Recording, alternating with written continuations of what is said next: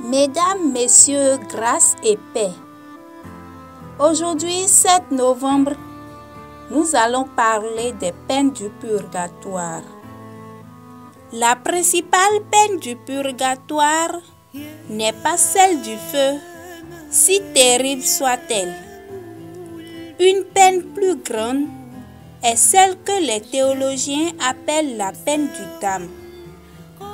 En ce monde, nous ne comprenons pas l'intensité de ce supplice de privation de Dieu parce que nous ne le voyons pas directement.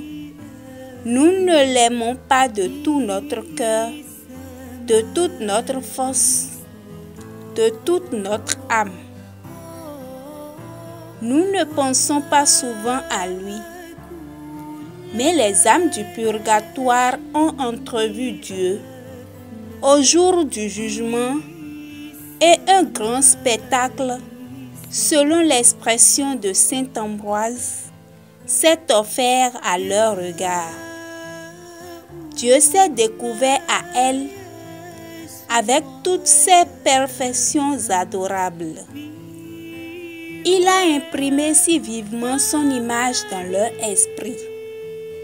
Il les a tellement investis de l'éclat de sa majesté infinie qu'elles pensent continuellement à lui et l'aiment d'un amour pur et sans mélange.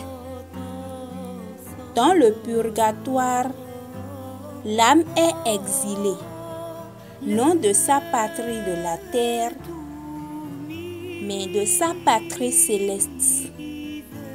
Elle a entrevu de loin les splendeurs de cette patrie bienheureuse quand, au sortir de cette vallée de larmes, elle parut devant Jésus-Christ qui fait la joie et le bonheur des élus. Elle l'a pressenti lorsque, condamnée au purgatoire, elle s'est rappelé cette invitation adressée aux âmes justes. Venez les bénis de mon Père, possédez le royaume qui vous a été préparé dès le commencement du monde. Elle en a aperçu, elle en a entrevu toutes les magnificences. Or, ne pouvoir s'élancer vers cette patrie tant désirée, attendre un jour, des années, des siècles, avant de se plonger au torrent de ses voluptés. Mon Dieu, quel exil, quelle cruelle attente! Vous avez compris. La plus grande peine est de regarder assoiffé de l'eau et d'être en train de mourir de soif.